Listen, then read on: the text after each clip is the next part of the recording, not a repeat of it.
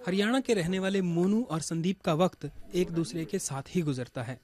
दोनों की समस्या एक ही है, शादी। उम्र हो रही है लेकिन शादी नहीं हो रही।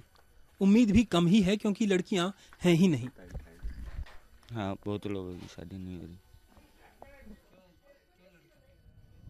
हरियाणा के इस गांव पेहरावार में लड़कों की तादाद लड़कियों से कहीं ज्यादा है। ताजा जनगणना बताती है कि हरियाणा में 1000 लड़कों पर 830 लड़कियां ही रह गई हैं।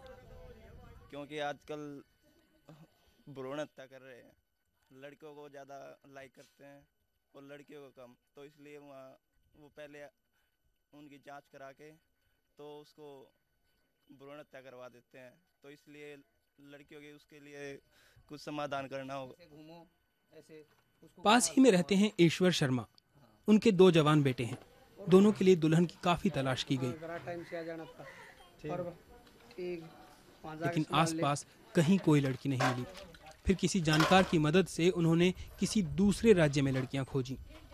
हाँ, कमी के कारण ये भी सोच हमारा था कि भाई शायद हो सकता है कि हमारा लड़का लोग नहीं शादी हो सके, तो इसलिए हम अपना दोस्त लोग से उधर बातचीत किया छत्तीसगढ़ में, तो वहाँ से अपना फिर संजोग बन गया, तो लड़के लोग को शादी कर लिए।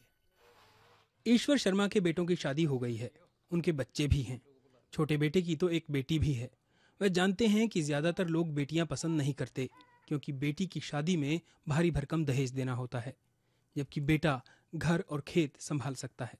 तो मेरे को तो अच्छा ही है, ठीक है लड़की, लेकिन मैं तो अभी एक ही लड़की चाहता हूँ। मैं तो आगे बच्चा चाहता ही नहीं हूँ, क्योंकि आगे पालन पोषण करना है बच्चे का। वो एक का जैसे अच्छी तरह से कर सकते हैं, उनका 2 का नहीं कर सकते हैं। लेकिन सभी लोग ऐसा नहीं सोचते।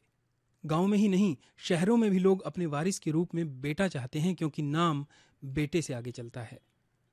पहले लड़कियों को पैदा होते ही कत्ल कर दिया जाता था, लेकिन अब अल्ट्रासाउंड की सुविधा आ गई है जिससे भ्रूण का लिंग पता चल जाता है।